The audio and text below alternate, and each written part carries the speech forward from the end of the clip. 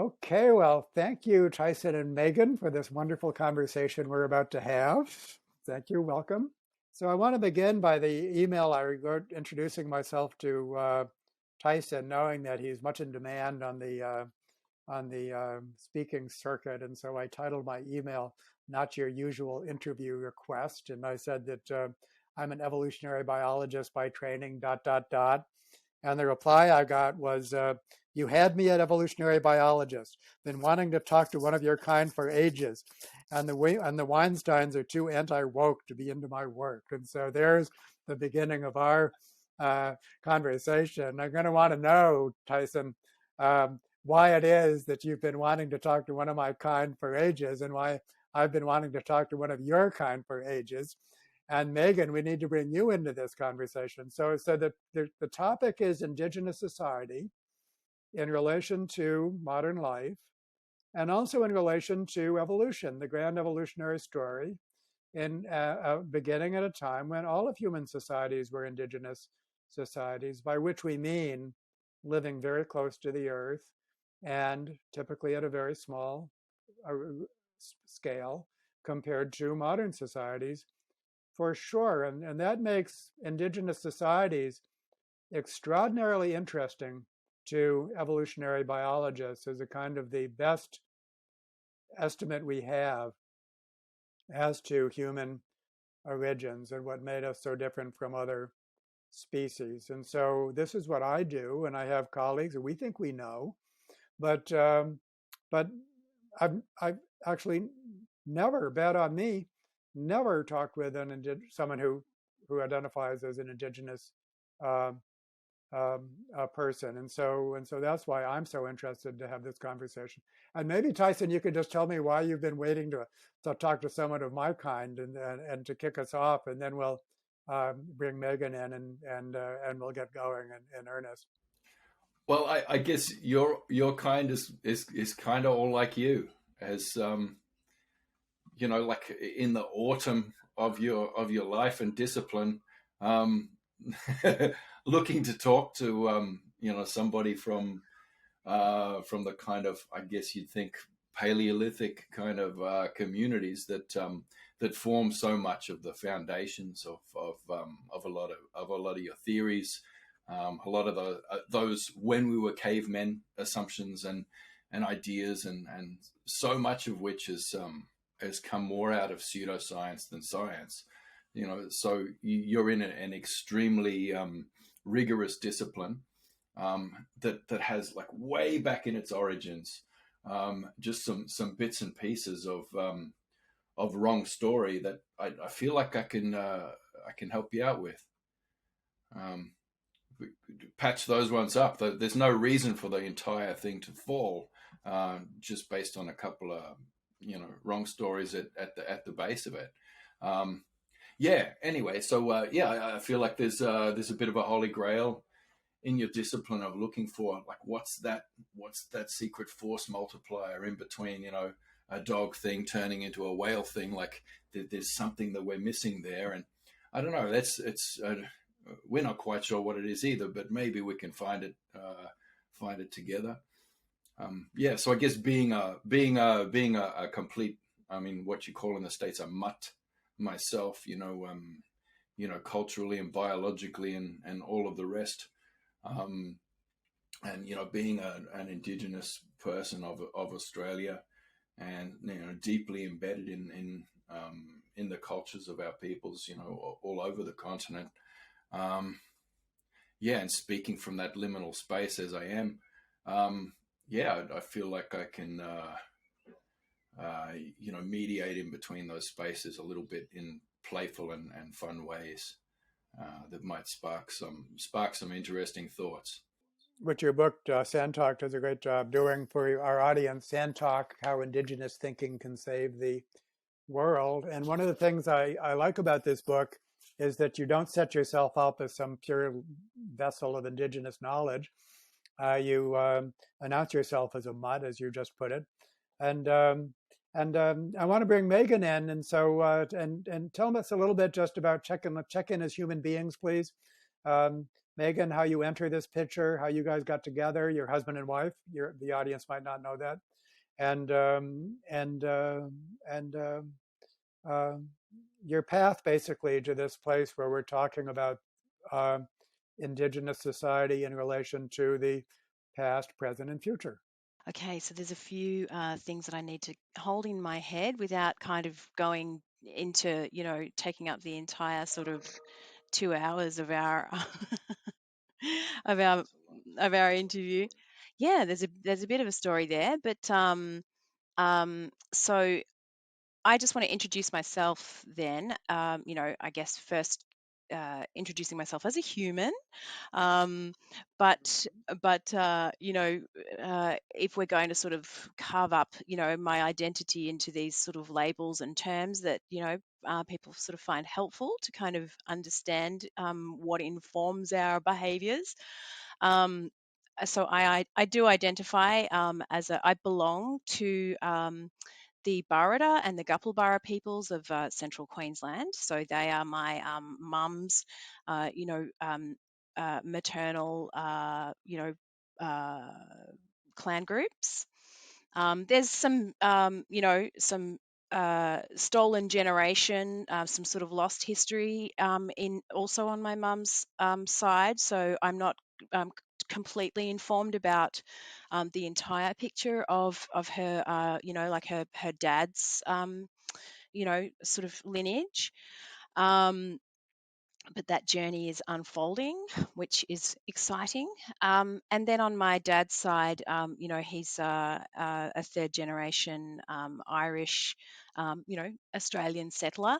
And so my identity is also, one of cultural hybridity. And I'm sort of still kind of, I guess, um, on this journey of finding out what that means. And certainly through my work as a PhD candidate, I'm using a methodology of Indigenous standpoint within that work, and so that's really sort of put me in this situation where I'm having to think sort of theoretically in some way about who I am and um, what my experience is and what I can speak from. So, I would not claim to be an authority on Indigenous culture or traditional practices. I'm in a position where I can sort of still learn. I've got a lot to learn um, about my particular clan groups, cultural practices, and there's a lot that we have to sort of, I guess, whether it be restore or because of the legacy of colonization, there are things that are needing to be relearned and reawakened. They're still there. Um, yeah, but I'm also deeply involved in this sort of this project of modernity. Here I am speaking via this technology platform, which I'm not completely uncomfortable with. I'm doing a research project that's looking at the affordances of a particular blockchain technology and how that impacts Indigenous governance. Yeah, so I'm sort of in a sort of an interesting time in history, I feel, and it's kind of a bit of it's always a privilege, isn't it? How we can sort of as agents affect positive change in our world, or positive is sort of a bit of a what's the word, subjective term anyway. But to answer your question about how did Tyson and I meet, so when I was doing my undergrad, I had an opportunity to, go on a cultural study tour to, some of the big Ivy League universities in America and in England. And as part of that organisation, which Tyson was involved with at the time, he was running an academic enrichment program that was, doing a pilot in Western New South Wales. and I was invited to be a mentor on one of those on a camp as part of that pilot project. And so I was invited by Tyson. And so there we are out in the middle of, sort of Western New South Wales. And, Tyson kind of started talking about, I can see him in my head. I just can't quite remember what it was that he was talking about, except all I was thinking was, this guy is a complete nut. All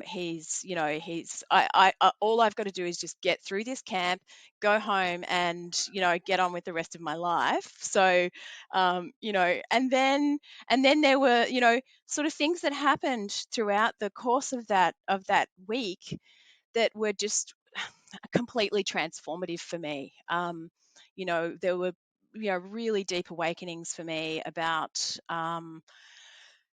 getting my life back, getting back, I suppose, into relation with Aboriginal community, and realigning my purpose with that work that is deeply important to me. Sort of, I guess, that solving problems that have come about because of the colonial project, essentially, that is still playing out, and then understanding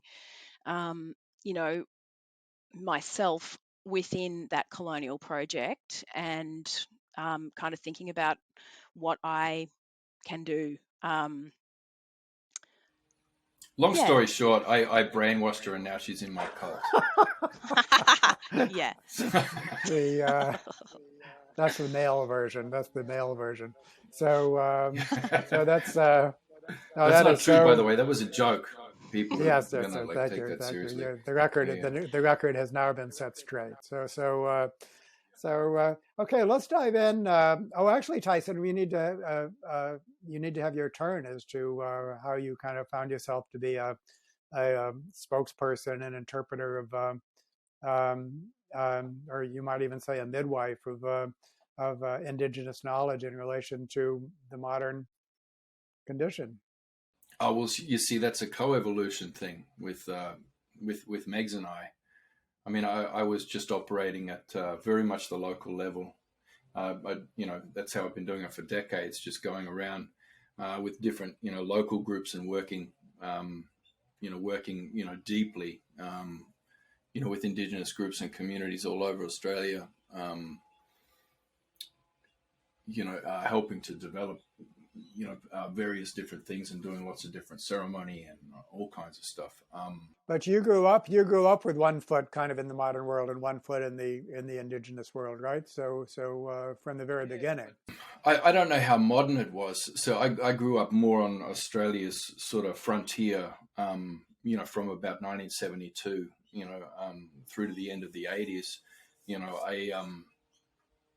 I grew up in remote locations, usually in places where there was some kind of frontier extractive activity going on, like dams being built, or mines being dug, or things like this. So I kind of grew up on the sort of fringe camps of those places, just moving around a lot. So I saw a lot of different places in Australia over that time.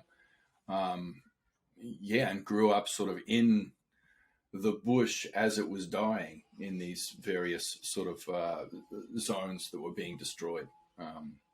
So I got to understand the land, but then also, watch that land be deconstructed, and so understand it that way as well. There's nothing helps you understand something better than seeing it being pulled apart bit by bit. And I guess I grew up that way. You have a beautiful passage in Sand Talk in which you kind of talk about like waves of extraction. And as I recall, you're teaching a group or something like that, and there they are, and the extraction has taken place in the past, and those have come and gone basically, and then there's the current wave of extraction that everyone's kind of trying to adapt to, that they're going to be, this or that, but that's going to pass too, and so you had this sort of long view. Which you say is part of Indigenous thinking, to be more systemic than Western thinking. And actually, I wasn't intending to get to this as the first thing, but we might as well. Well, I should finish the question first. Sorry, I was right in the middle of that thing. So I started out, I was working very intensely locally. So how did I become, somebody who's, speaking beyond the, in a broader sphere of influence around the place? And that's basically because of Megan. I mean, it basically a sexual selection thing, that kind of selective pressure. I moved from 3,500 kilometers north down to Melbourne so that I could be with her. And then I had to try and find a way to survive in a city, which I don't know how to live in a city. So she's been kind of training me how to be a city dweller. And of course I had to try and find some kind of marketable skills. And yeah, somebody offered me an advance to write a book. Because I was doing a few articles here and there, and somebody saw it and would like to see that book, please. And so that's how that happened. Kind of quite accidentally from my point of view, but then I guess from the context I'm embedded in and the relations that I'm embedded in, it was not unexpected. It was kind of just demanded. So I got to bring home the bacon somehow. So that's how that works. Evolutionary thinking about humanity has undergone a real sea change. And for most people, evolution is the way you describe it in your book. It's that iconic picture of the ape leading to the European male. It is the caveman who clubs the woman and drags her back into the cave. And I'd just like to know the kind of the stereotype or not stereotype. I mean, actually, received scientific opinion. You have this wonderful part of your book where you're in some classroom standing in front of some glass case with skulls and skeletons and things like that. And the whole thing is set up to kind of reify European superiority. And you're making fun of it like immature schoolboys. But maybe you could recount that event, but also what's behind the event in terms of the way the thinking about evolution was configured to be linear and to be more or less reifying this sort of European superiority. Before we get to the current version of evolution, which itself might not be without biases, but evolution as you knew it and describe it in your book would be really helpful starting point. Well, I don't think our stories are that far apart, and I think it's always an unhelpful place to start in basic critique and in a standpoint of antipathy. It's the wrong place to start, to sort of go, well, that's racist, so all that discipline's racist, chuck it, So I think, I don't know, in my kind of cheeky way in telling that story, I'm trying to acknowledge that, and then we can laugh about that a bit together, but then get to the business of bringing our stories together to find something that approximates the truth. I'm not really interested in using my story to try and cancel your story and come out on top, because I think that's basically what's happening in the world right now. And which is the cause of massive polarization and bloody cultural warfare that's sort of tearing the planet apart as badly as climate change is, as far as I can see. Yeah, so for me, it's about doing that, having a laugh about those things together, acknowledging those things, and just then trying to figure out what the story really is. So for me, it's not about it's like, yes, there's that history of that there was a lot of pseudoscience in early kind of, I don't know, just really bad interpretations of Darwin's stuff. And of course, the couple of things that he said, like, the advanced races will inevitably replace the the inferior ones. You know what I mean? Like, that was kind of seized on, but they kind of really, messed up his theories a lot, which, as you know, are more about cooperation than individual, bloody dominance and all that sort of thing. survival of the fittest, etc., etc. I mean, this is a difficult thing to be able to manage. Uh, that if you look at historical figures, any one of them, take Darwin, I mean, in some ways, he did so much with his theory. In other ways, he was just captive of the Victorian age, and he couldn't see past the assumptions of the Victorian age any better than anyone else. You communicate through the memes that the other people around you are going to understand. I mean, you have to do that.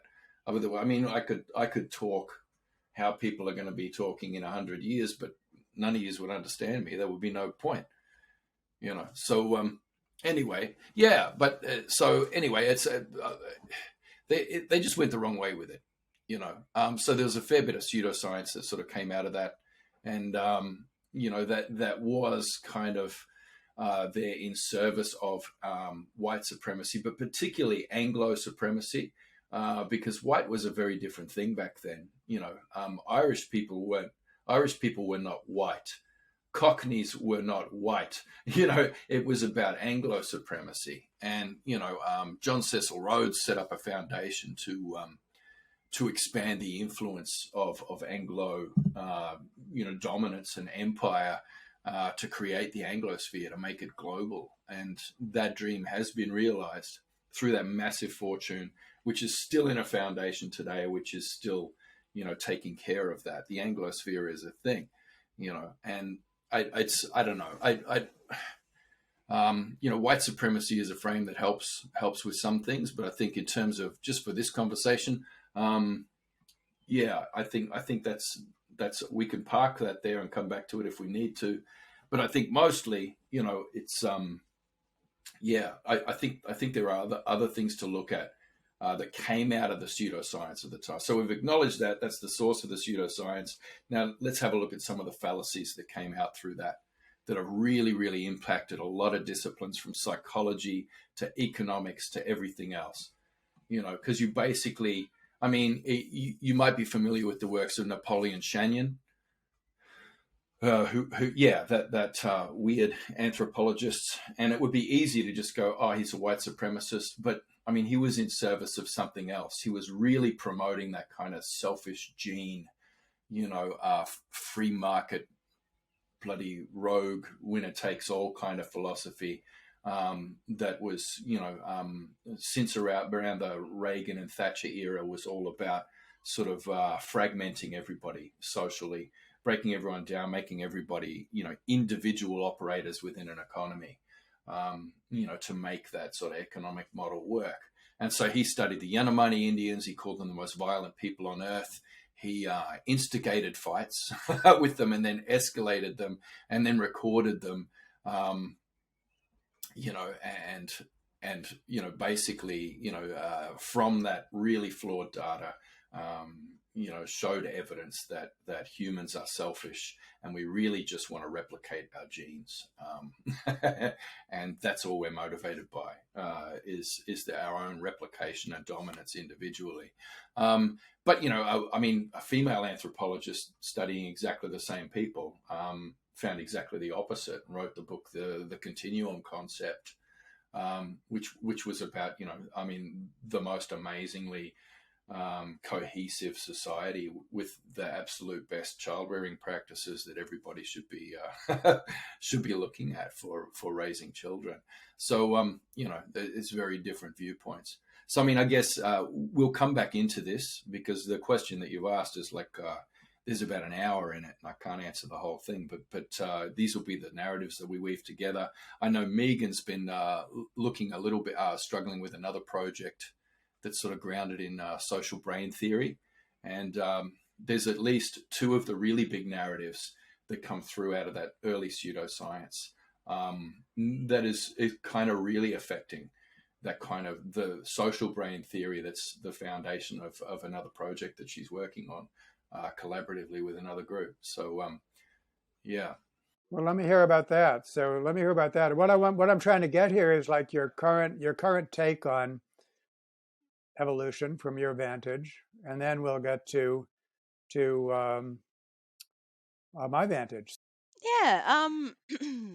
I look, I just want to kind of bring it back to, thinking about the continuum, because yeah, I want to kind of come back to, I guess, the foundations that have, I guess, have helped me to understand, um, and make sense of this crazy project that I'm doing, that I sort of really struggled to make sense of. I was, kind of thinking, well, how do I, bring together these completely, antithetically, sort of potentially logically antithetical sort of paradigms like blockchain and indigenous governance? And everybody, sort of asks the same question. It's like, like, what have those two sort of worlds got to do with each other? And so that was a real struggle for me to kind of to pull that apart.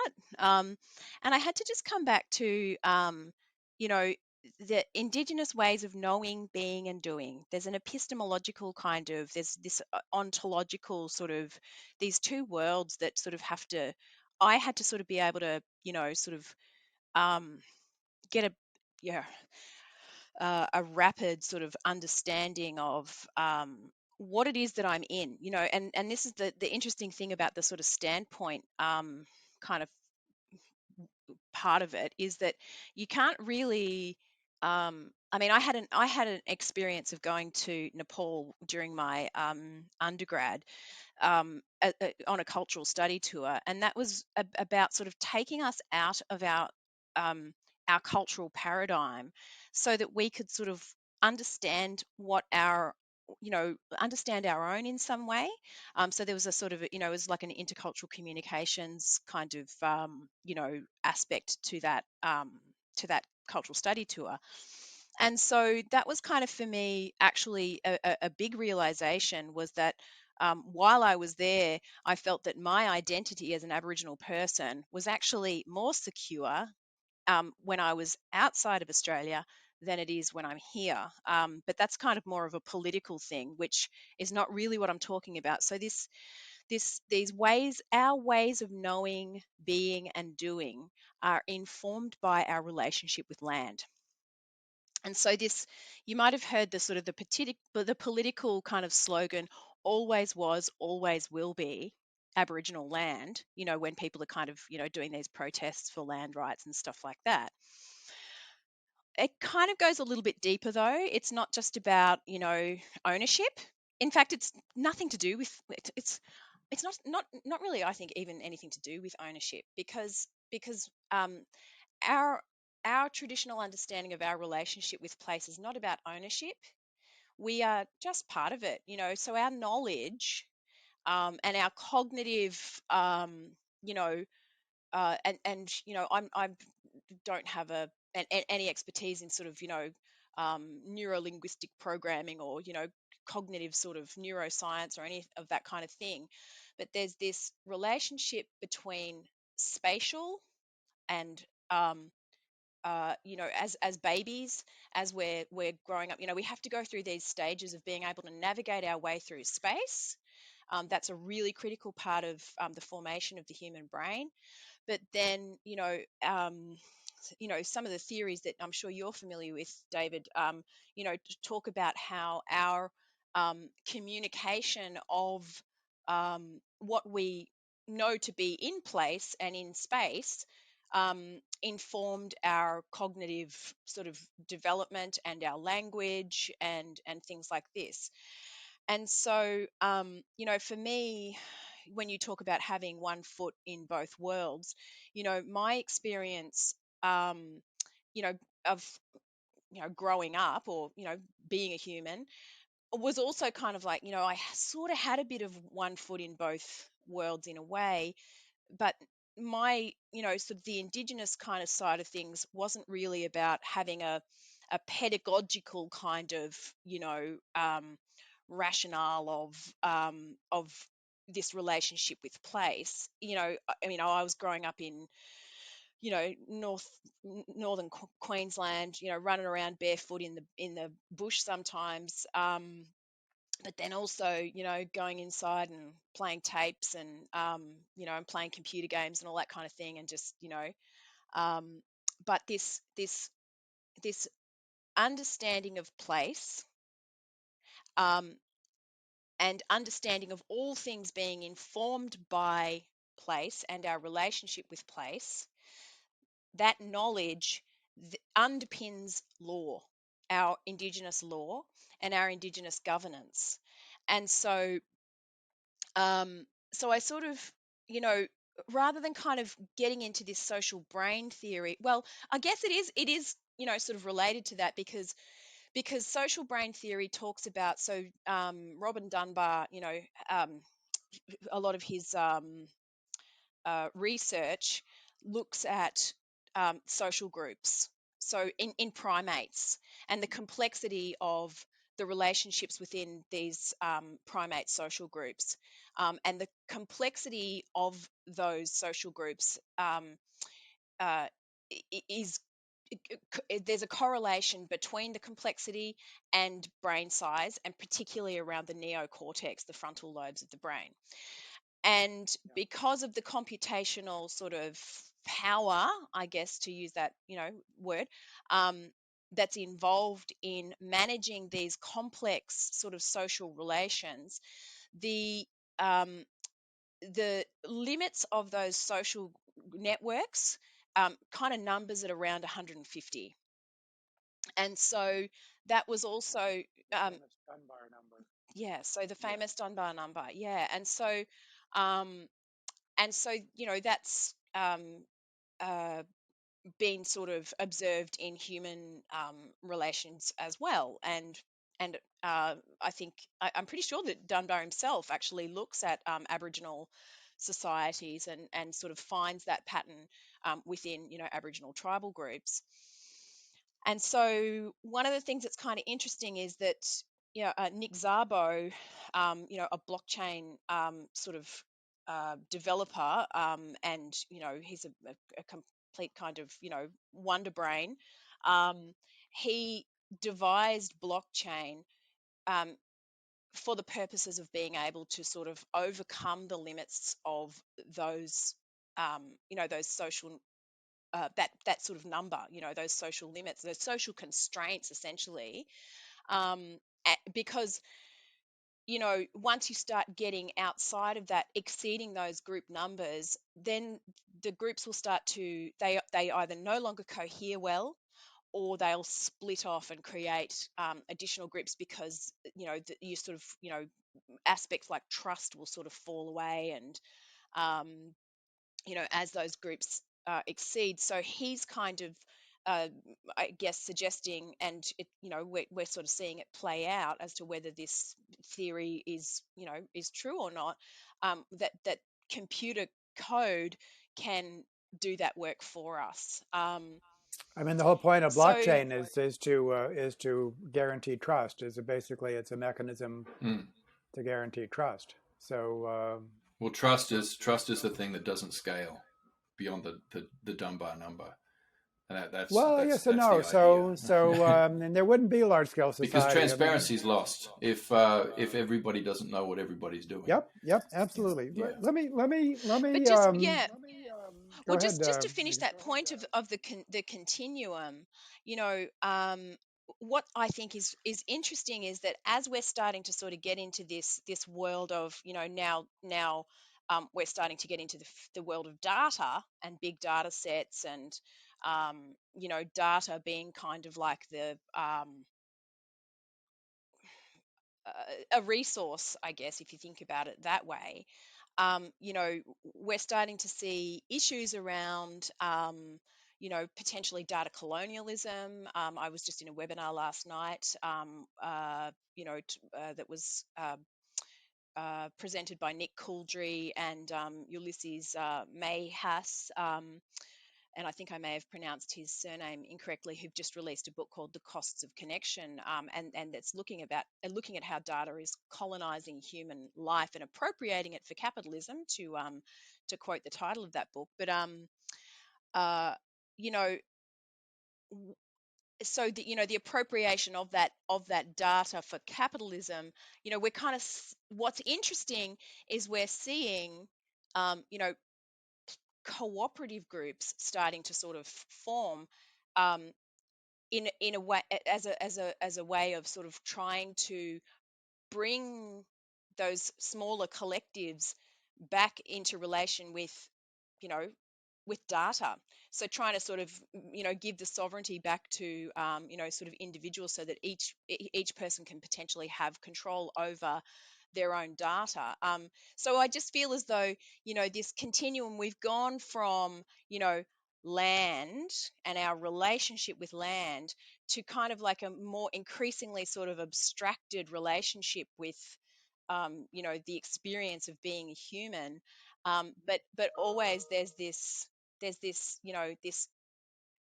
I feel as though the collective seems to want to come back. It seems to want to, come back throughout that evolution. Our relationships are a really important aspect that continues to play out, I feel, throughout this continuum of evolution. So that's sort of. Well, let me use some passages from Tyson's book as a kind of a text to have you guys reflect upon and to make some what I regard as very key points. One of the points that you just made, as I would play it back, is that cultures are first and foremost adaptations to the environment. And so if you take an indigenous culture, of course it has to be related to the land in a way that you can't really systematize. It might be that, in a particular context, like you're standing next to a particular spot, calls for certain behaviors, and there's going to be, let's say, landmarks and stories or something like that, just particular to that spot, because that's what's needed. It needs to call forth the right behavior. And then if you're operating in another context or another place, then there's a different set of, and so that's easy to understand as a set of adaptations to the environment that evolved by cultural evolution, but very difficult to systematize. In fact, why would you try to? It's kind of a Western conceit to think that there's some overarching logic to something like this and that you can abstract it from the environment, because that's how contextual culture is. And modern culture should be contextual like that too.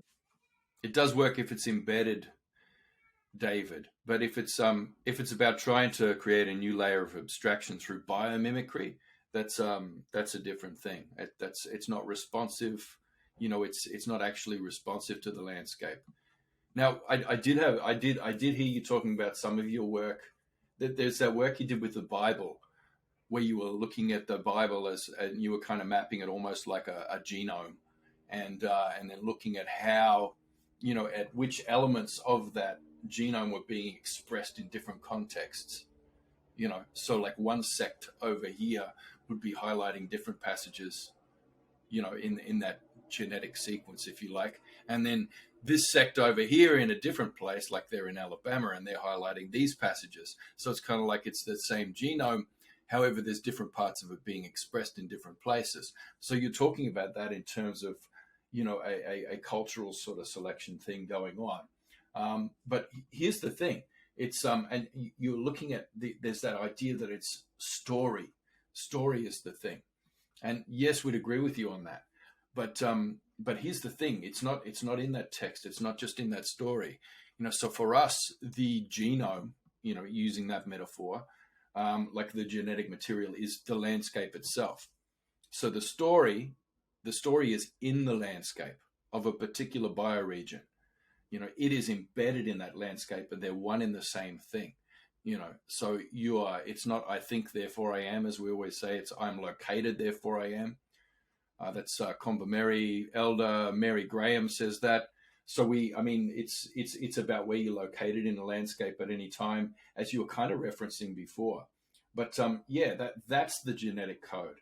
And in each bioregion, it's a different spirit of place. And so therefore, different parts of that code are expressed. But it's still the same pattern, because in the end, we're still looking at the same sky. So in one bioregion here, we have a story for the Milky Way where it's a woman's hair. And in another one over here, we have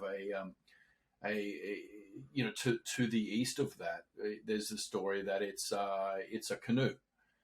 Now these people meet and have met, for ceremony for many thousands of years, and they tell those stories together. Those stories sit alongside.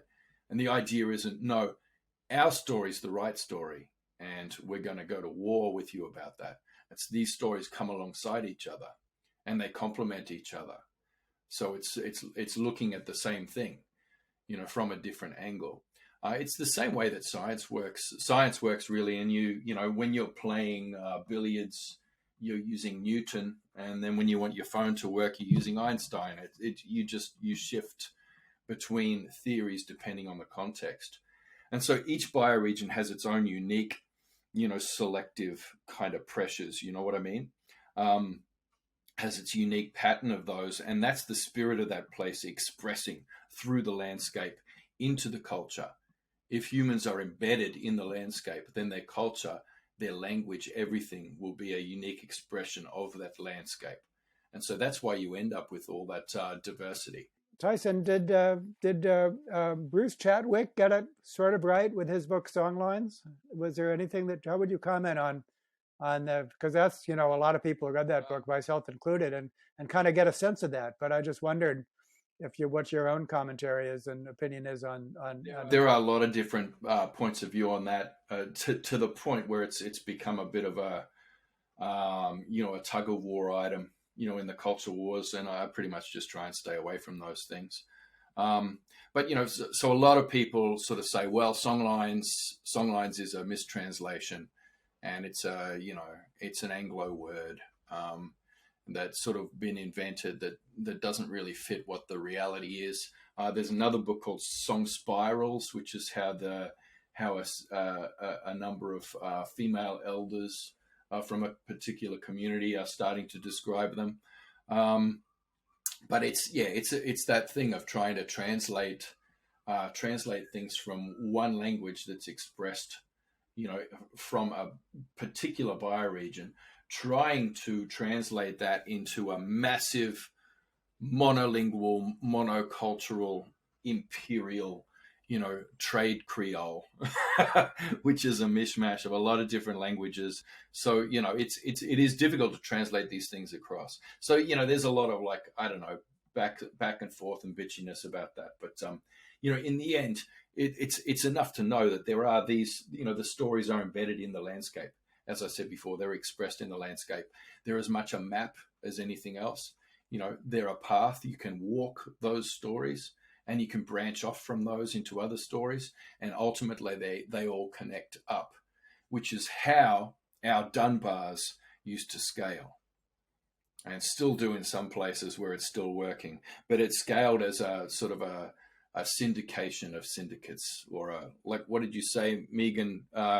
A cooperative of cooperatives. It sort of scales fractally in that way, and through these connections in a kind of continental common law, around things like, serpent story that binds everything together, many different stories, and just Bora as a ceremonial sort of thing that goes all over the continent. These things are a continental common law, and they allow us to sit together and bring our stories alongside each other, because we're seeing the same aspects of creation, like the Milky Way, but from different bioregional perspectives. And we really, really, really like, as human beings, to be able to see things from multiple perspectives. If we're all standing on the beach, David, and we're looking at the full moon reflected on the ocean, you're standing over there and you're saying, well, that moon reflection is near those rocks there. And I'm standing further up the beach and going, are you insane, David? That moon reflection is like right out in the middle of the bay. What are you talking about? And the fact is that we're both right and we're both wrong. And if you get 1,000 people on that beach all sharing their story of where the moon reflection is, then you will arrive, through the aggregate of all those stories, which are right and valid, through the aggregate of those, you arrive at the conclusion that the moon is shining on every part of the ocean at once. Yeah, so that's well put. But so now I'm going to read some passages, and then to have you reflect on these passages, and then to bring some general points out while we do this. Here is, I think, maybe my favorite passage from your book. It's about a page long, but worth every word. Emu is a troublemaker who brings into being the most destructive idea in existence. I am greater than you. You are less than me. This is the source of all human misery. Aboriginal society was designed over thousands of years to deal with this problem. Some people are just idiots, and everyone has a bit of idiot in them from time to time, coming from some deep place inside that whispers, you are special, you are greater than other people and things, you are more important than everything and everyone. All things and all people exist to serve you. This behavior needs massive checks and balances to contain the damage it can do. There are a lot of stories that explain how all this began, and as a Brolga boy, traditional enemy of emu, I know them all. My favorite one comes from, forgive me for mispronouncing what comes next, Noyengar Elder Noel Nanup in Perth, who tells the dreaming story of a meeting in which all the species sat down for a yarn to decide which one would be the custodial species for all creation. Emu made a hell of a mess, running around, showing off his speed and claiming his superiority, demanding to be boss and shouting over everyone. You can see the dark shape of Emu in the Milky Way. Kangaroo, his head is the Southern Cross, is holding him down. Echidna is grasping him from behind, and the great serpent is coiled around his legs. Containing the excesses of malignant narcissists is a team effort. In the world that we're living in now, there's this dichotomy. You have to choose one side or another, or a point on a continuum between left and right. You have to choose, okay, and the left basically is about, are you for the collective? And the right is about, are you for the individual? But in our way, in our Aboriginal world, we don't have those binaries in that way. Fresh and salt are supposed to come together and mingle. We have what are called dyads. They're almost like pairs, like kinship pairs in our kinship system. So we have dyads, these two opposing forces. They're two sides of the same coin. So you as an Aboriginal person, as a human being, as all people for most of human history, you must express your unique individual fabulousness. And you must look out for your individual needs. But at the same time, you are bound within your relational obligations to the collective. And that balances those two things all the time. But there's a tension and balance, and it seesaws. Now, sometimes that gets out of whack. So you get somebody who gives into narcissism, to hubris, to self-interest, and they split from the group. And they do something horrible. They do something terrible. And you get the tragedy of the commons occurring. You get multipolar traps occurring that way. But you know what? That's a necessary part of creation. That emu in that creation story is not a bad guy. That was important because you actually need that. You need periods of hysteresis that are caused by that. Otherwise, the pattern will keep replicating the same way over and over and over again in this collective utopia. And what happens to that from an evolutionary perspective, bros?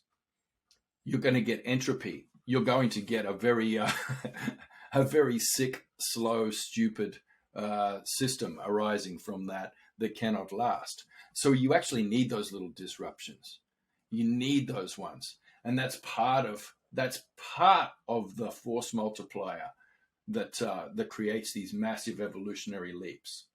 I think I've got 1 minute left of the tight five. So that goes part of the way we can see this in our stories for how different creatures evolve from a dreaming perspective. So particularly you see it in the chimera species, sort of like your platypus story, but also I prefer to think about the eel-tail catfish. Now this is an insane thing. All right, an eel-tail catfish, it's definitely a catfish.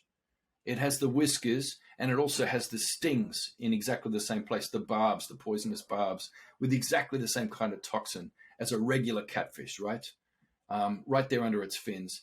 But its entire body is covered with exactly the same sticky substances you get on an eel. Like chemically exactly the same. It has the same markings as an eel. It has an eel's tail. How the hell did that thing happen? And we have story for that. We have story for these things. We have story for how the platypus happened, with water rat and duck story. How did that thing end up with DNA from each of those things? How do you get these chimera species? And basically always those stories are about a transgression. They're about somebody who went out in their own self-interest and broke the pattern.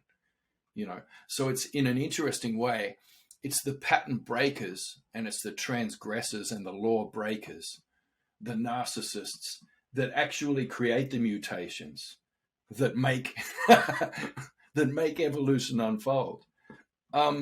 So that's the worst thing to have to come to grips with, is the fact that it's your trumps that that make things happen. From an evolutionary perspective. I think that a point that I want to make is that so much of this is in accord with the current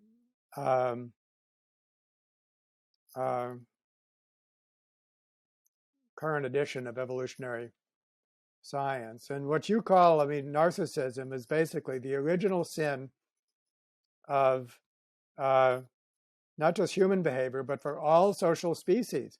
All social species, there's this tension between I am greater than you. That's an evolutionary force. I am greater than you is an evolutionary force. And it basically has disruptive outcomes, not benign outcomes, disruptive outcomes of the Trumpian variety, that when I basically claim myself to be better than you, that indeed is going to benefit me, but it's not going to work out well for the common good. And that's why restraint is needed. So it takes a village to restrain a narcissist, I think, is not only a human universal at all scales, it's a biological universal, that whenever you find a cooperative social species, they too have solved the narcissism problem. Cancer is an example of a narcissistic, is emu-like behavior within our bodies, and our cancer prevention mechanisms are the suppression of that. It's great how you said takes a village to contain a narcissist. You said that, not me. Well, it's like, it's that saying, it takes a village to raise a child. Raising a child, that's what it is. It's containing a narcissist. It's actually trying to impart that tension and balance between your individual needs and your collective obligations. Yeah. And what we can say is that, as you say, basically, is that indigenous societies have been honed like a polished stone over thousands of years to perfect this at the particular scale and in the particular ways that they do. That's something. And you can also say that modern society is run amok, and that basically emu-like behavior has run amok, escaped the escapes. That's what the neoliberal model is. And although it is indeed innovative in some ways, primarily it's just plain fucking disruptive, is what it is. Yeah. And it's not going to correct itself. It's not going to correct itself until we restrain that balance. And once again, we make a team effort to restrain narcissism. So this is something of tremendous value. Indigenous societies exemplify it. And so I just think it made me so happy when I read that, because I found it so in accord with the way our scientists are thinking about it. Now, let me go right to another passage because it's on the same topic. Well, there is an adaptive kind of immune response from the sort of, I guess, the noosphere. I don't know, from that global sort of system of culture. Not the noosphere, but you know what I mean. China. So you're going to get, in response to that aggressively individual, economy and culture that's destroying the planet, the system has thrown up an immune response in a very aggressively collective culture to oppose it. I just thought I'd throw that in there. And sorry, David, you asked me to respond. I do have something to contribute, and it's, we're seeing this playing out in, with big players like, say, I don't want to name large social media corporations, for example. Does it begin with F? It could begin with a G. It could begin with an A. There's large media corporations that we're sort of seeing that have essentially kind of taken open source codes,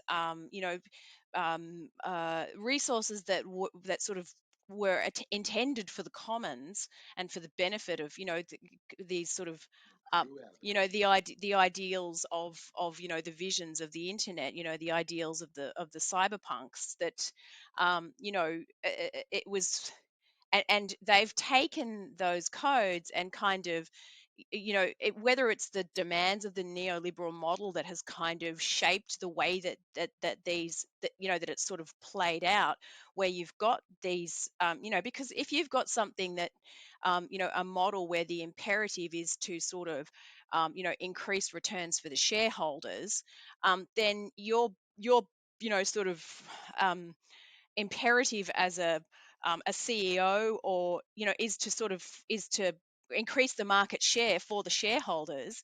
So you're going to have these, there's kind of the system actually creates narcissists. So there's something about, in fact, the system that is corrupted, and that's what has to change. But what's fascinating is that the system, even though we have this corrupted system that demands narcissism or narcissistic sort of tendencies, you're still seeing the kind of something that's human, that is not part of this.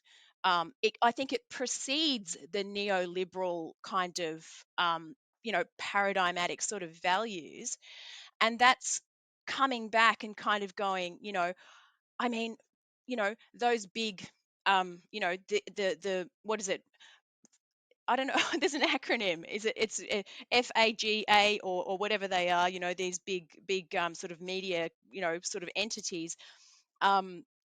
They've come out of innovation. They themselves were a response to sort of what do you call it, like disruptive innovation. They started as startups to kind of to provide for the needs of collectives and socialities and stuff like that. But then they've become the cancer, and it's so frustrating that that there's something inherent in this neoliberal code, that it's like there's a cancer in it, inherent in it. And so we're seeing now there are these platform co-ops or data co-ops, or sort of these new kind of movements that are kind of saying, well, how do we get the sort of sovereignty and the autonomy and the sort of collective action back? How do we redistribute the power so that we can keep these malignant narcissists in check? And we're seeing that team effort that sort of that is these small little kind of projects that are startups themselves. And I guess it's just kind of, how do we sort of reset the code of the model, the economic model that we're under, to reset the system? Yeah, well, so, and a great book on this topic, which you might well be familiar with, is Timothy Wu's The Master Switch, which shows how in all of these technologies, starting with the telegraph and the radio and television and everything, has a tendency to be captured by monopolies. And then the innovation kind of drains out of them, and then forms around the edges and all of that. So what we have here are tremendously general principles in play, which manifest themselves in the nature of indigenous societies, and then manifest themselves once again in a modern context. In fact, they've manifested throughout history, because it is indeed the original sin of social life in all species, of this conflict between lower level striving. Buddhism said it, life is suffering. Suffering is caused by craving, desires. And then we have to overcome that. So it's embodied everywhere, because that's how fundamental it is. And so I think there's a wonderful overlap here. But now let me go to the next passage, which is on this topic. And it has to do with the relationship between individual and community. So you say, in my community, there is a phrase which is repeated daily: nobody boss for me.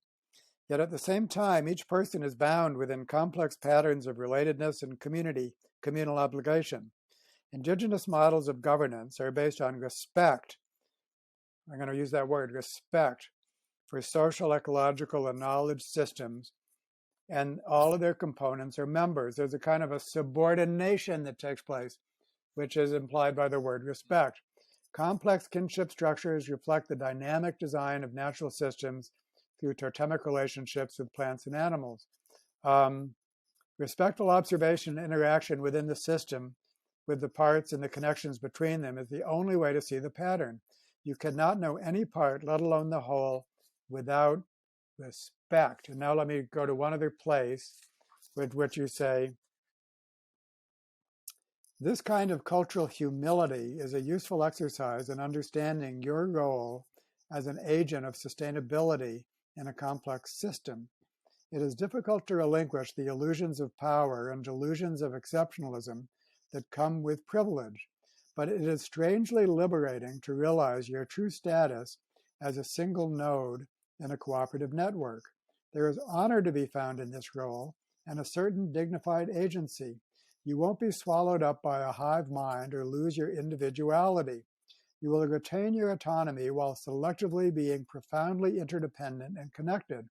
In fact, sustainable systems cannot function without the full autonomy and unique expression of each individual part of the interdependent whole. So here what we're doing is we're articulating something where there's this kind of balance between the part and the whole, the individual and the system. And you do it beautifully. And I think here we've identified another universal. This is something which manifests itself in well-adapted indigenous societies. It manifests itself elsewhere, and where it's not manifested, it needs to. And when I talk, for example, with enlightened corporate leaders, including one that I work with named Toby Shannon, who is the COO of Shopify, and Shopify is the anti-Amazon. It's the second largest online retailing outlet in the world, but they have a very different model. And when you hear Toby talking, it's like this. He sees Shopify isn't a member of a worldwide ecosystem. Shopify wants to be present 100 years from now. Shopify knows that the way that it thrives is by causing the ecosystem to thrive. It's not hard. It's not hard. In fact, the more we can persuade people to adopt that relationship in which they maintain individuality and can have the great status that we all want, frankly, but does it in the context of contributing to a larger system. That's what describes indigenous societies, what describes some other societies, and what should describe all societies, is the way that I would put it, because very deep functional principles are in play. It comes back to scale. And I guess if you tilt too far towards the individual side, then scale becomes an issue. So in our law, we have ceremonies for increase, not for growth. So our economies, our ecologies are based on increase, and that's not about increasing the size of the system or the territory or the being. It's about increasing the complexity within it. It's about increasing the relationships and the combinatorials that are going on in there. So we focus on that increase, and we have a lot of stories that basically reflect the idea of the maximum power principle.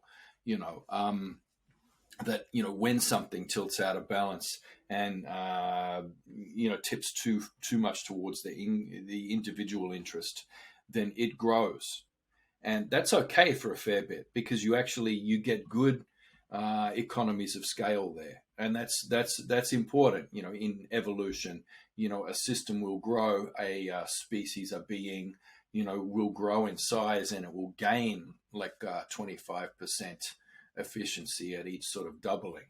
So you end up with, your blue whale, for example, which is a hell of an efficient thing. But you can't get any bigger than that, because that's the maximum power principle. Beyond that, it becomes inefficient.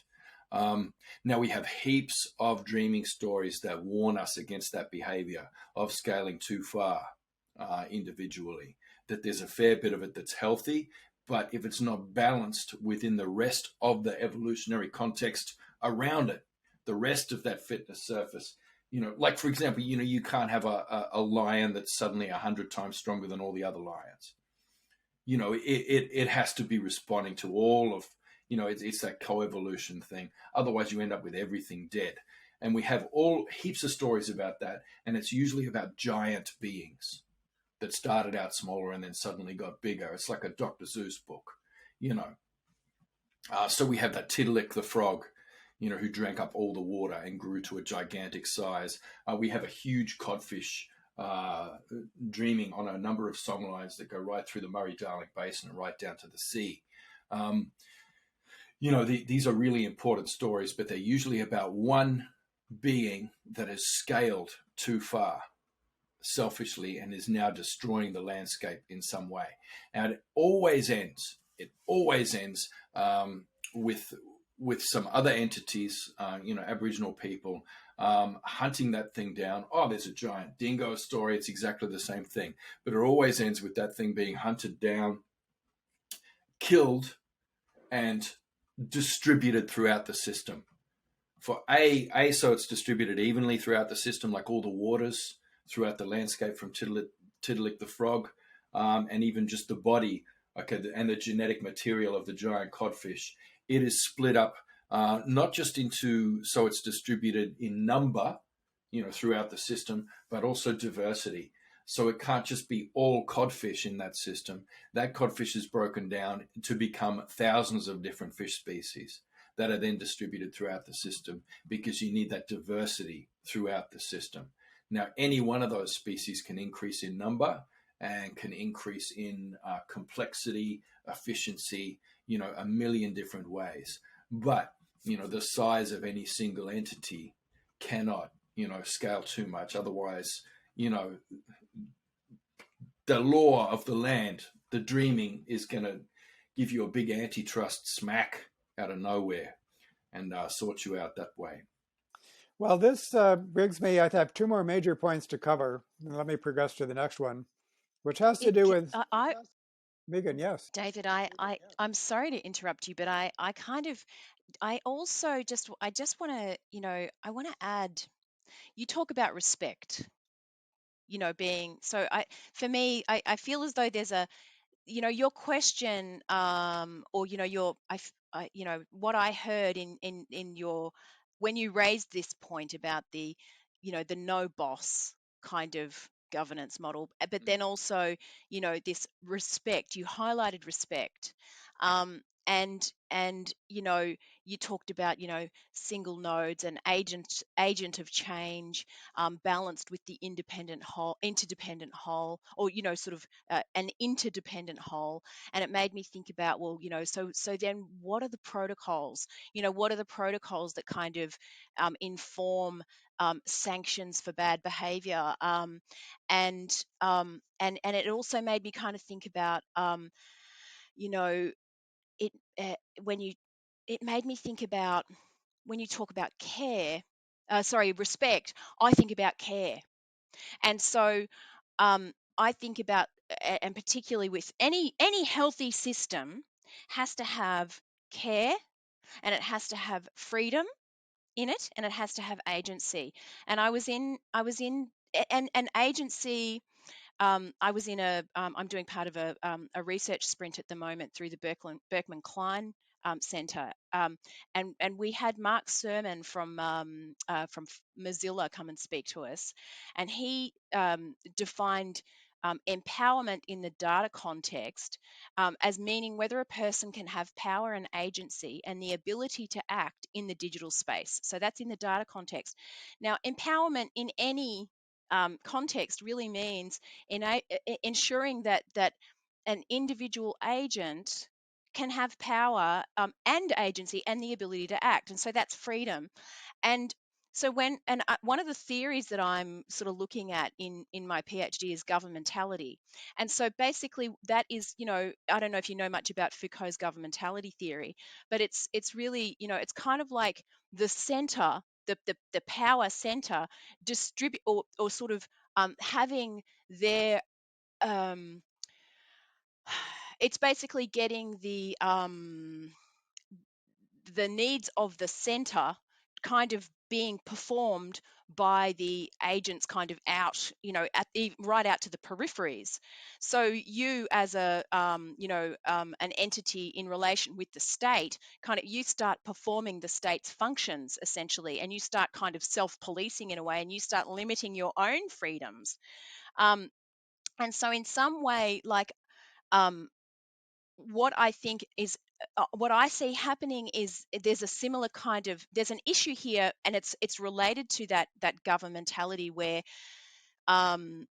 instead of the center kind of performing the state role, or the limiting the freedoms deep out into the system. Instead, we have to flip that model and enable agency to be deep into the system, go right out, to be distributed, right out to the node, so that every node has the ability to behave freely, and then the needs of that node and the smaller communities, they will understand their own needs, and they will respond to what their needs are. If there's a need for education, they'll sort of respond to that and kind of create systems that enable that to happen appropriate to their own needs. If there's a need for, I don't know, whether it be, increasing well-being or health, or if there's, they can be more responsive then, and they don't have to be labored by bureaucratic sort of, the burdens that just stop them from being able to act. I mean, we've got a relative in a remote community at the moment who's just had both of their cars smashed in by somebody who's got mental health issues, and because of their remoteness, it's not because of their remoteness. It's because of the limitations of the system that don't enable them to be able to respond to how can they make sure that they're safe, how can they, get those vehicles back into sort of, being able to respond immediately to what their needs are without it being prohibitively expensive, or and so it's about kind of ensuring that there is freedom and agency that goes right out to the margins, as remote as it needs to be, without having to rely on these arm beyond arm's length kind of centers of power that essentially don't care. They don't care because they don't have to. And so care and respect, it's not just respect that has to be sort of centered across, distributed across the system. It's care. And we have to make sure that all of those, that's the value that comes through, that enables care to be the driving force in some way, for every action in the system. David often says something, Megs, that's it sort of expresses that paradox beautifully. I think it's something along the lines of, and you can correct me, David, but it's like self-interest only confers advantage within a group. And if you start to think that through, it's like, it is beautiful, because it just demands a thought experiment immediately. And you start extrapolating that out. It's like, so you do get evolutionary advantage, within the group, within what the group has established, the infrastructures that are established there. You can get in there and pollute those commons and get an individual advantage, but then that destroys the group, and you're gone anyway. It doesn't confer advantage to your group in amongst other groups. You know what I mean? It means your group is going to die, and the more cooperative groups are going to replace you. Yeah. Yes, that's kind of beautiful. Megan, you raised a bevy of issues that I want to address. The meme is selfishness beats altruism within groups, altruistic groups beat selfish groups, everything else is commentary. So there's your meme. But Bevan, thank you, Tyson, for resonating to it, as I resonate to these passages of your book. But you've raised so many issues, Megan. One of them is the need for new cultural evolution. What you're saying is we have situations now, for example, people in remote areas, they're not connected the way they should be. They need to be better connected. that would almost certainly require a technological component to it. This is culture basically not working the way it should, and new cultural evolution is required for it to. We need to be quite deliberative about that, and the need for new cultural evolution. And another point is that cultural evolution takes place whether we want it to or not. And if we don't manage it, then it's going to create problems, not solutions. We don't stop cultural evolution. It's happening.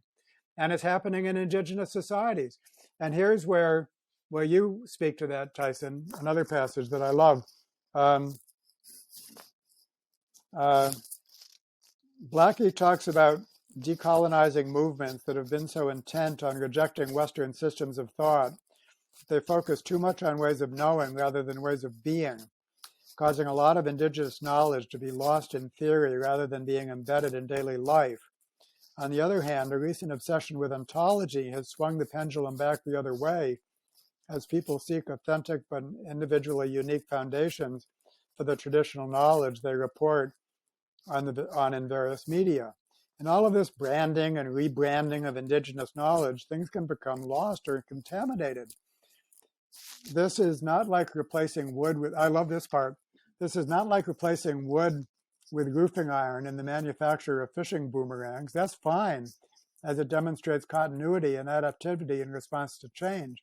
It's more like somebody making up a dreaming story about the Japanese visiting Australia thousands of years ago when they hear Old Man Juma joking about blackfellow ninja stars. Indigenous knowledge is constantly under threat from such weird amendments and misinterpretations from within and without, from within and without. The physical apocalypse of invasion came with a bang, but our cultural Armageddon is more of a whimper, a gradual contamination and unraveling of communal knowledge by exceptional individuals. And so I think this is so profound. Basically, it's not as if indigenous knowledge is this thing that's preserved intact and that we can return to. Not at all. And especially if it gets changed in a way that destroys the restraints of the emus, then if it gets reconfigured so that the emus can run amok, then that's what'll happen. Even within indigenous society, you don't need outsiders to do it for you because you've disrupted the checks and balances, right? Yep. And look, the biggest contamination of our culture is in two grand narratives, big stories, very big wrong stories that have been absolutely necessary to, developing a free market economy with individuals running around, just everybody, self-interest, corporation unto themselves, to create this, I don't know, this lie of the free, the invisible hand of the marketplace, the rising tide that lifts all boats, the et cetera, et cetera. Now, the two wrong stories that a lot of us, that's contaminated our culture more than anything, and you see it coming through the social brain theory that Megan we were talking about yesterday, because Megan was looking into it as part of this project. It was part of the theoretical base. And so it's this idea that, primates, in order to achieve a kind of a self-conscious consciousness of whatever it is that, is distinguishing our amazing brains or whatever, is that they arrived at that through two massive evolutionary pressures. One of them is scarcity of food, so that your social group ends up having to develop more complex, cohesive sort of responses, evolutionary responses. And the other one was an increase in predators, an increase in the amount of predation, within the ecology. So the idea is that it's those two pressures that actually ends up producing a brain that's capable of that. So for a start, we get these two stories coming out. The first story is the idea of harsh survival, so that, your classic story of, nature red in tooth and claw, that, it's, there hasn't been enough to eat. And there's always this scarcity, and only now we're starting to achieve some kind of abundance as human beings through agriculture, through civilization, etc. And it's just not true. Like we know this not just from our stories, but even from our subsistence practices on wasteland now that's been completely destroyed. There is still an abundance of food to be found there. We know there's always been heaps of food, even in poor seasons and even on poor country. There is an abundance of food. So we're aware of that, but we've taken it on board in our culture, this idea that we were surviving in a harsh landscape and it was really tough. And so therefore we're really tough people. We've taken on board that story and incorporated it into our culture. And that's also come along with ideas about gendered divisions of labor and all this sort of thing. The other story that's the big problem there is the idea of predators. That the human brain and consciousness has evolved out of hypervigilance, and that's why the Cro-Magnon brain was 10% larger than Homo sapiens brain, because they had to be hyper vigilant all the time. They're walking out on the plains. They never know when a tiger's going to jump out and get them. And the fact is that if you spend any time with Indigenous people, you understand that there's a completely different relationship with predators, because we always know where they are. There's nobody in my community who's ever been taken by a crocodile, for example. There's no story about it. There's not even a dreaming story about it, because you always know where the crocodiles are from 1,000 seasonal indicators, and you have relationships with that crocodile. Traditionally, as a man, your first haircut as a baby would be tied onto a baby crocodile's head. That crocodile would be released, and you would have a relationship with that crocodile. You could call that crocodile to you. And there's photographic evidence of this, of all the men, in my family swimming out into the river, holding up the tails out of the water of their crocodile. We have relationships with predators as human beings. We always have. We haven't been walking around. All of these pseudoscience, it comes out of this idea of people imagining themselves Bear Grylls dropped back in the shit with no rule of law and minimal equipment and having to survive in a harsh landscape. They'd be worried about predators. They'd be worried about getting enough food. And then once they sort out that part of Maslow's pyramid, then they're moving up to the next one. What am I going to do next? Well, there's no rule of law, so I'll probably just be raping and killing. And so therefore, you know what I mean? And all the stories of, the violence of human beings and the nastiness of human beings and how we're a virus and a plague upon the world that's destined to destroy it and each other. War is as old as, of Kwa. So you get Noah Yuval Harari. He can quite seriously, put on a page as if it was scientific fact, a third of all Paleolithic deaths were homicides. Where the hell, what data set are you looking at to arrive at that? That's just pseudoscience. Well, I'm going to push just back. From people projecting themselves back into an environment that they don't understand and could never understand. No, Tyson, I'm going to push back on some of this, which is good. That's what's fun. Yeah. And I think, and I can tie it back to Megan. And when we think about human cultures as ecologically as adapted to various niches, there's many niches out there that are inhabited by human cultures. And one of those niches, one axis of variation is studied by my colleague, Michel Gelfand. It's an axis that's called from tight to loose. And a tight culture has strong norms, strongly enforced. You really got to toe the line in those cultures. Those are not innovative cultures. You have to basically, because solidarity is so important, basically group level solidarity in warfare or in response to other collective threats is so important that these whole cultures are adapted for collective action. And because those selective pressures don't change very much over the decades and centuries, there's really not that much need for innovation. It's not as if the next generation is going to be different from the last, quite the contrary. And so So those are the cultures on the tight end of the continuum. Then there's the loose end, in which there's much more flexibility, much more individual freedom to do what they want. And of course, those are the innovative um, cultures. Nowadays, we really need innovative cultures. And so when we design our current and future cultures, please let them be innovative. Let's design them on that. But on the other hand, we've seen with COVID has been one great natural experiment. You know, which cultures responded better or worse to this collective threat, which actually got their acts together, and which ones didn't. There's a natural experiment for you, which maps onto tight and loose pretty darn um, pretty darn well. And so, as good ecologists, we should really expect to see that kind of cultural variation in indigenous cultures, no less than modern cultures. And so, this whole concept of tight and loose was actually um, um, first articulated by an anthropologist. His name was Pelto, and he categorized indigenous cultures this way. Why shouldn't he? And then Michel actually characterized modern nations that way, comparing, for example, Germany and Brazil would be an example of a tight culture compared to a loose culture. One clever way that she measures it is to go to any city in the world and look at all the public clocks, all the clocks that are for the public, and just record what time they say.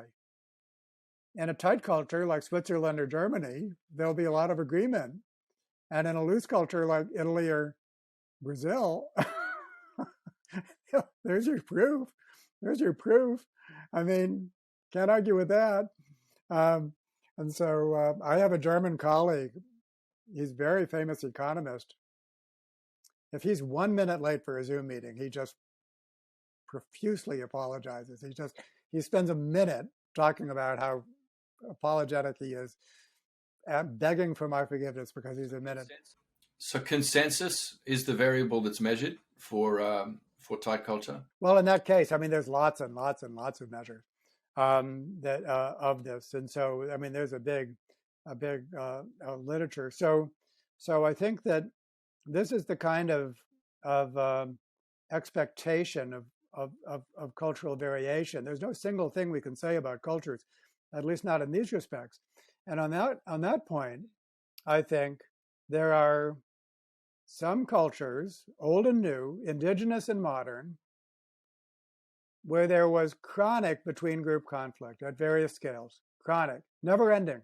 And when I had a conversation with His Holiness the Dalai Lama a couple of years ago, organized by the Mind and Life Institute. And in preparation, I did a lot of reading. I read a lot about Tibet, the history of Tibet and Tibetan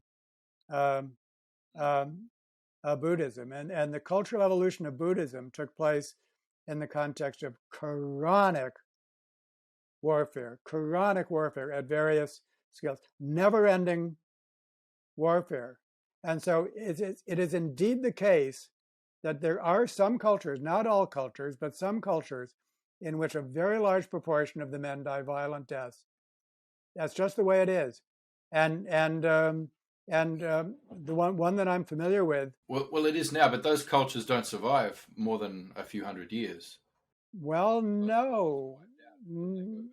Those cultures are wiped out when they go bad that way. You can't. So if you've got a culture that's more than 1,000 years old, and it's been involved in violence with another group for that entire time, then what you have there is a very highly ritualized, rule-governed violence sort of technology, conflict technology. That's been developed whereby both of those cultures can be sustainable over the long term.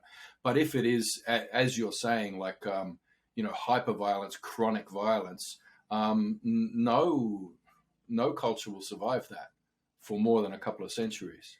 I would beg to differ, and so there's a point of disagreement that we can carry on. But look at animal societies. You look at animal societies, some of the primate societies that are despotic, a lot of conflict, only a little bit of cooperation. What that means is that basically the emu-like behavior is prevalent, the ability to restrain emu-like behavior is limited. And so therefore, these are emu-like societies, and that's the end of the day. They've been that way for thousands of years. It'll be that way for thousands more years. It's just, unless you change the structure, why would you expect anything to change? I mean, it's just, and so that's the way it is. And if you look at human... Well, can I ask you, I think China's a really good example. So if you look back at like medieval times and even before that, so, they had gunpowder before anybody else, and they used it with fireworks, but it was illegal. It was illegal for them to use it as artillery. So they did not use it as artillery. But that's illegal for what? There wasn't one big unified China. You had lots of different warring groups and kingdoms. How did they all stick to the rules of not using their fireworks, fun time bloody gunpowder, against each other? What was that? What was the governance pattern there? And so you ended up finding that you've got a lot of the warfare was highly ritualized, and it was a lot of sort of honor rituals of individuals fighting each other and making beautiful poetry about it, and lots of strategizing and moving around, and you get the art of war and all this sort of stuff. So you ended up with, instead of innovating, which I think a lot of people, and here's the problem where confirmation bias in the stuff that you're talking about, people will be focusing on the innovation as, well, why didn't they make bombs? So who actually progressed with the technological innovation? Well, those people, by acting within those boundaries legally and in ritualized ways with each other, they were actually able to have increase in psychotechnologies of innovation that the West found to be primitive. But now people are rediscovering as, wow, Sun Tzu is pretty freaking amazing. So the technologies that they developed were psychotechnologies, were heuristics, were, theories, things like this, big stories, good stories. And so they increased their complexity within those cultures. And that's where the advancement lay. So that you ended up with people who, actually had sanitation and were very cleanly, clean and long-lived and had pretty amazing cultures, whereas, the culture that's looking at that and saying it's primitive because they didn't make a frickin' cannon, these guys turned up with their cannons on our beach just a couple of centuries ago, bleeding from their eyeballs and asses, couldn't manage to hardly crawl up the beach. And when they did build a village, they were still throwing their shit out in the street because they hadn't discovered sanitation yet. And their medicine that we're supposed to be grateful for that they brought here, the extent of it was bloodletting. They were nicking a vein in their arm to let the evil spirits out. These were incredibly primitive people who, but under the rubric that you're talking about, they would be called an advanced civilization because they had frickin' muskets, because they invented advanced technology, but, the Chinese had the same technology. They just used it for fireworks instead. They all made an agreement and somehow managed, even with their deadliest enemies, they managed not to compromise the commons, not to fall into that mistake of multipolar traps and wipe each other out. And they got to actually increase the complexity of their civilization. This is something that the West is yet to learn. Well, Joe Henwick, have you encountered the acronym WEIRD, Western Educated Industrial? Yeah, industrialized, rich, democratic. Yeah, I'm most of the way through that book. What's his name, Henrik? Yeah, Joe Henwick. Beautiful, absolutely beautiful book. And in his other book, The Secret of Our Success, he has a whole chapter on European explorers who basically they become shipwrecked, and there they are in some hostile clime for them. And, being European and whatever intelligence they might have as individuals, it didn't remotely enable them to survive. They could only survive based on the kindness of the indigenous people who had been living there for a long time. Now, that's because he also tells a story, not know how to go too much into this. This is actually a real event in which a very remote Inuit population in like northern Greenland suffered from an epidemic that took out all the elders. And so a lot of the wisdom from that culture got knocked out, and it just results in a loss of the cultural toolkit. They didn't actually know how to build kayaks and igloos as well as they did before, and they didn't easily recover that knowledge because that was actually a multi-generational process that generated that knowledge. They had to get it from some other population when they finally get contacted. And that's the secret with the distributed syndicated systems. The secret of our success is our cultures.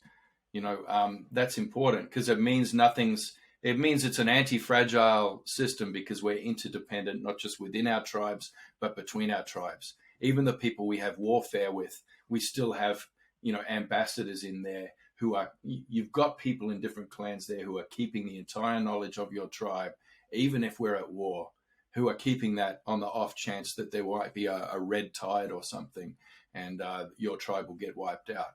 It will be able to be replaced again. And that knowledge of that place will be able to come back up. Yeah. So I think that the way I could, because we could go on forever, but I think we probably want to wrap it up. Your children are starving, so you need to get back to them. So I think that what I love about this conversation is that there's a lot of common ground in the way that we're talking, and that I think that the more we could have a single conversation, which is what your book is all about, what you do is all about, that we can, because what we're talking about is basically general principles, very general principles, which were manifesting in all of these different contexts, all of these, an indigenous context, a modern context, and so on. But I do want to make a point, I think, if you can just stay with me for another minute, that what's so very important for all of us, and you don't even have to use the E word to be able to say this, is to be able to recognize both function and dysfunction where they exist. You don't want to have a category error where you're looking at something that's dysfunctional and you try to render it as functional. So this could be true to a machine. If it's a machine that's well working, then it's functional. If it's broken down, then it's not. And something is needed to fix it. And very often, I think, of course, that's a clear-cut case, that we're looking at something that's cultural or in nature. And we just think it should be functional. We think it should be harmonious. And so we impose that expectation onto it, when in fact it wasn't functional. No, I'm sorry, it wasn't. It was exploitative, let us say, or it was just something that didn't work. It was a mismatch, a cultural mismatch. We know about those. It was the fish out of water phenomenon. A fish flapping around on land is not functional. Don't pretend that it is. And so that ability to recognize the presence and absence of functional organization. Why is it so important? Is because the entire need is to bring functional organization into being where it does not currently exist. And that's especially at the global scale, because it's a global society that we're working towards. And the reason we don't have it is because of emus of various sizes, including Leviathan emus that are running amok and that need to be restrained. That's dysfunction. There's no function there. That's just chaos. That's just chaos. And so I think that's and there's all kinds of just so stories that are out there. What's the difference between a just so story and it's so interesting that one of the things I noticed about your book, Tyson, and it's true for any storyteller, anyone who tells a story, is the imperative need to make a connection between your story and the action that it motivates. And if you don't do that, then you'll lose your reader. You just won't sell books, what'll happen. And so that connection between the story, basically the narrative and so on, and the actions that it motivates, that is such an imperative in human psychology, that when any one of us is in a position to tell a story, if we're not making a connection, we'll lose the reader, is what we'll do. And so the stories have to have that functional quality of motivating action. But then in addition, in this world, in this day and age, they need to have a degree of scientific authenticity as well. And we really have to avoid the stories that they do a good job of motivating behavior, but the fact is, they're kind of made up. We call that fake news. Well, what I like about the scientific method is its attempt to control for observer effects, and I mean that's really important. And what I like about contemporary science, it's different from those pseudosciences that arose, a century, 2 centuries ago, where you could, an anthropologist could be on a ship. You'd land in New Guinea with a big navy, like a fleet of ships with a massive standing army, and then you come and clear a big pile of area of coast, claim that, set up a settlement, displace a whole heap of people who then have to flee inland, who are then refugees who end up fighting with other people. And then all those people realize, oh my God, that's a massive standing army. We're going to have to come together and form some kind of standing army of our own. And so a temporary hierarchy forms. And then you send your anthropologists in, and then they go, oh, look, this is the great chief of chiefs here. Hey, they have the same hierarchies that we have. It's just natural. Oh, look, there are very warlike people. Some of them are eating each other.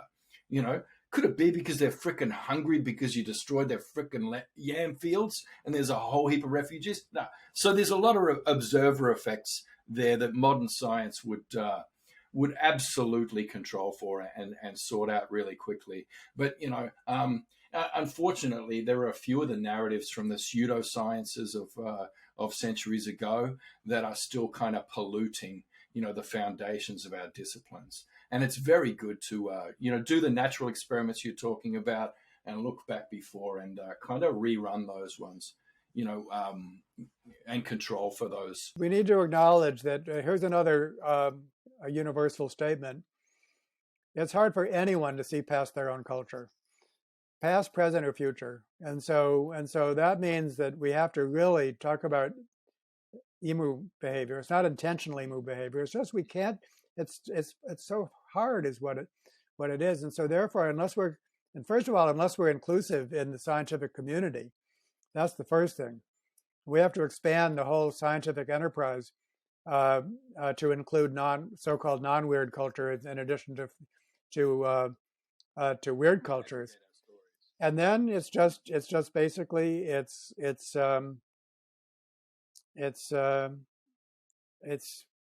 checking each other's story, helping each other see past the tissue of our own cultures. It's very hard to do that for members of a culture to see past their own assumptions, and so therefore it becomes a multicultural collective effort, and that's needed.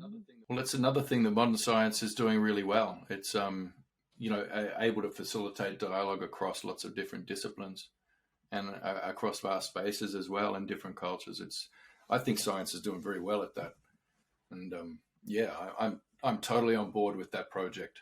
Yeah, and I think that this conversation will contribute to it, and I hope that as we do our things, including organizational things, then we'll find ways to work together. So this won't be a one-off conversation.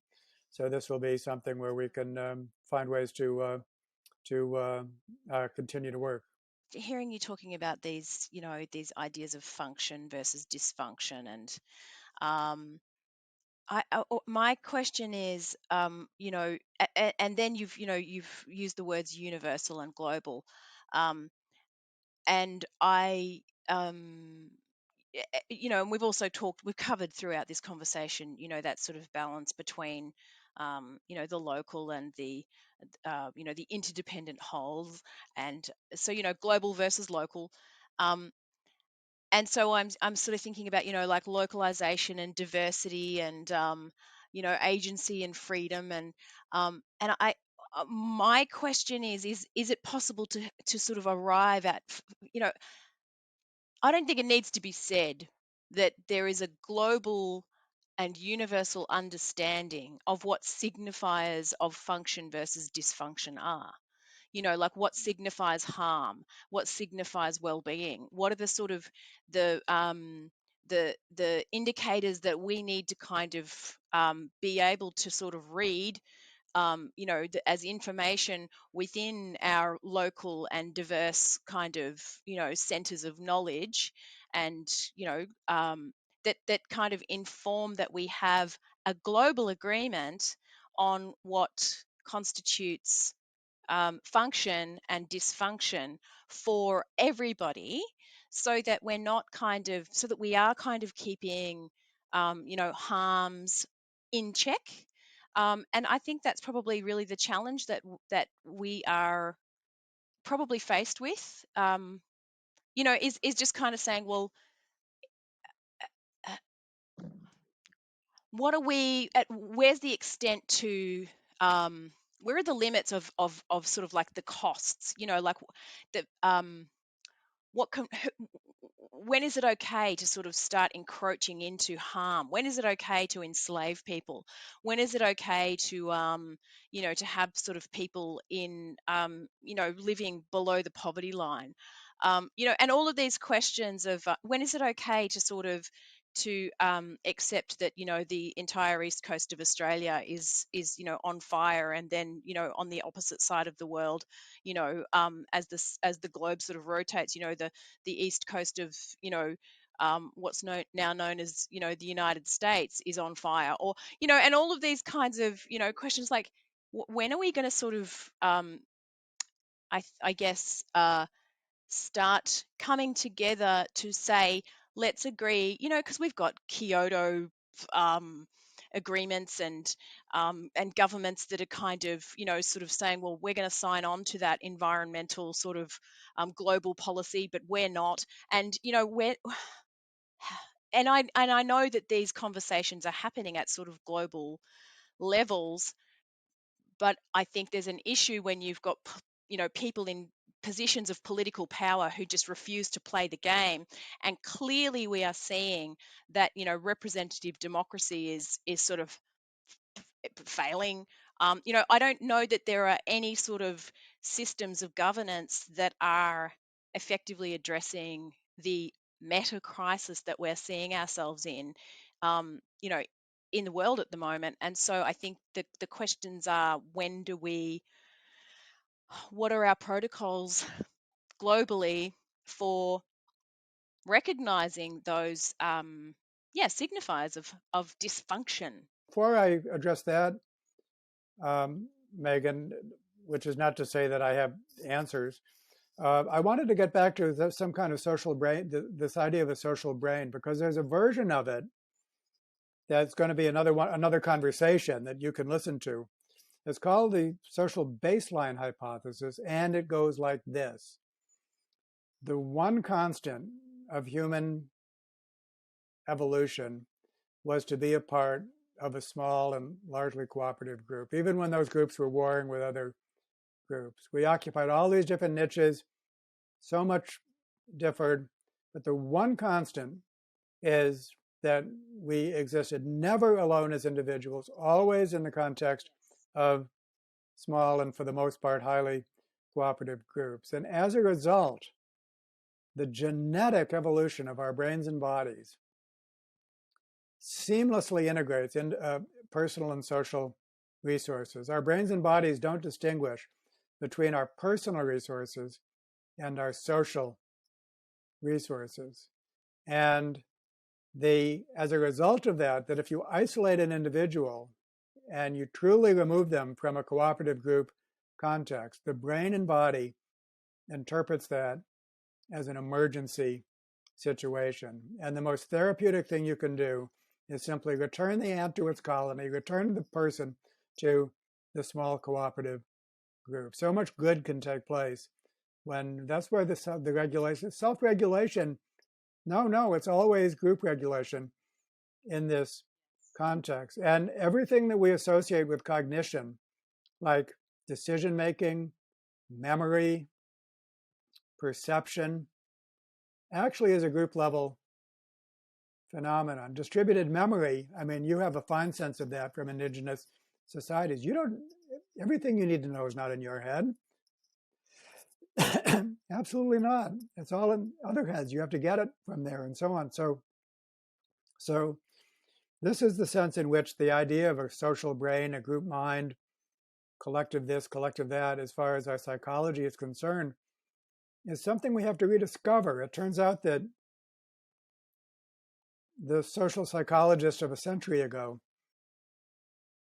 knew this better than we do because of individualism, basically. So methodological individualism in the social sciences caused us to forget forget this. So this is a social brain hypothesis worth wanting, and which is has real validity. Now there might be other social brain hypotheses that don't, but I just wanted to get that out there. And the to return to your, and then I'm having a wonderful conversation about that with two experts, Jim Cohen and let me just give you my favorite experiment that two if you don't mind, because they're so wonderful. Jim is a clinical neuroscientist, so he puts people in fMRI machines and things like that.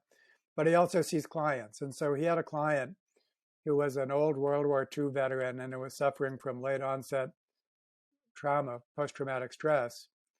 And the old man wouldn't do anything that Jim asked him to do. He's just totally unresponsive to therapy.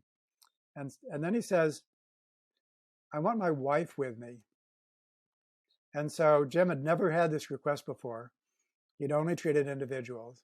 And so he said yes. And first he treated his wife as a bystander. And the old man was no more responsive than before. And then his wife said, let me hold his hand. And so she did.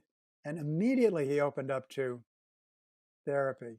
And Jim was amazed, and he wanted to know what went on in the brain of this man caused by holding hands. And so he embarked upon a set of experiments for which he's become famous, in which he'll put people in an fMRI machine. He'll threaten them with electric shock with electrodes strapped to their ankle, so their brain is going crazy. And he does that under three conditions: alone, holding the hands of a stranger, or holding the hands of a loved one. And holding the hand of a loved one has this tremendous calming effect because there's a social resource in addition, and the brain is just automatically accounting for that, all subconscious accounting for that. And that's what caused Jim to come up with his social baseline hypothesis. And the other experiment by his colleague, Dennis Profit, takes people to the base of a long hill, and you ask them to estimate the slope of the hill. So they do. And then you do that under conditions in which you deplete their personal resources, like fasting or wearing a heavy backpack or doing a workout. Your personal resources have been depleted. And it turns out that the way we're wired perceptually is not only are we less interested in climbing a hill, we actually perceive it as more steep. So if you deplete your personal resources, you actually estimate its slope as higher or lower if you add resources. That's just the way we're made. And so against that background, we add a fourth condition: you standing with a friend standing next to you. And if you put the friend next to you, what do you think happens?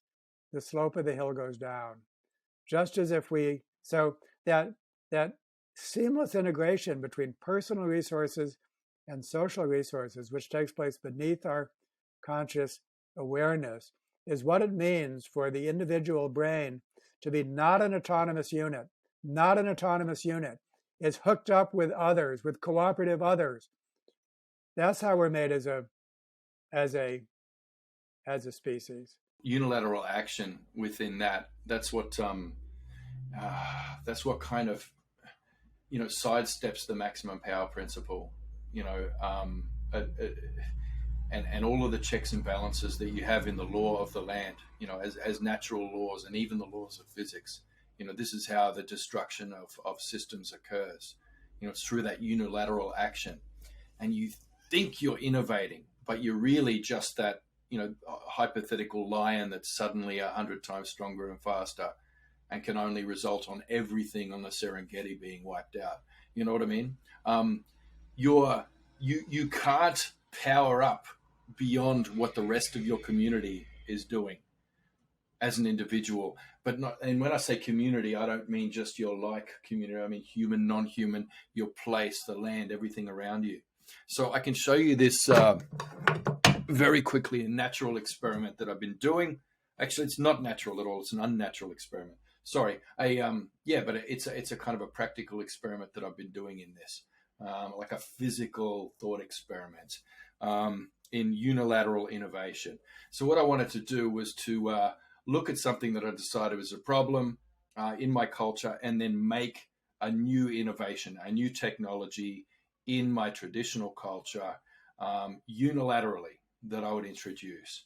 So I'm looking at this and I'm going, well, this could be more efficient.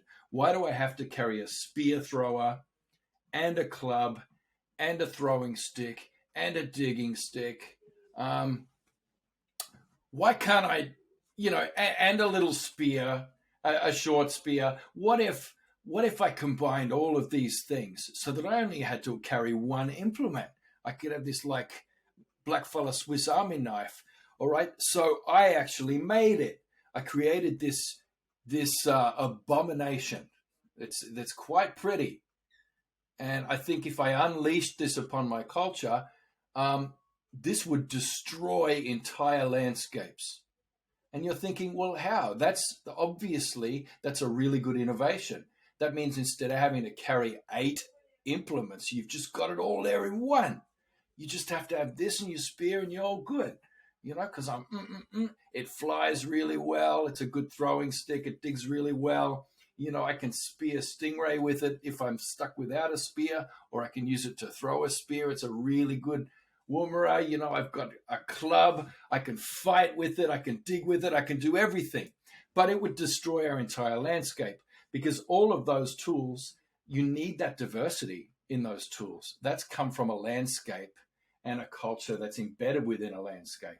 Each of those tools is made from different plants, different trees, different woods in different seasons. And that human activity acting upon those plants in those landscapes actually has an impact on the environment. It directs you towards what areas of the landscape you have to burn and at what time. So what I would be doing by introducing this amazing innovation to my culture would be, within a few hundred years, completely destroying the landscape, completely destroying the culture. I would be unraveling traditions that were thousands of years old, that are mapped into a landscape. I would be undoing a whole heap of stories, and everybody would be walking around with one of these. And the people who had them initially would gain a competitive advantage over the other people in the tribe. And then those ones would have to do that. And then it would be a race to the bottom, because someone's got to make the next one now. It's like, God damn it, how can I work a fire stick into this so I can, and then that guy would be the one on top. And then it'd be a race to the bottom, and then we're all dead. So I've made this abomination that could completely destroy our people. This is the WMD right here of our culture. And the WMD is unilateral action, unilateral innovation, individual genius. These things are, these things are world killers, and you got to watch out for them. Like Megsy said, she can't even exercise on her own. You got to bring people along with you. And I think you're saying the same thing too, bro. I think we should just end it here. And that's a serious point. So what we're not going to do, world peace, we'll leave that out. And so we've done everything else. And so I think we'll leave world peace until the next time. How's that?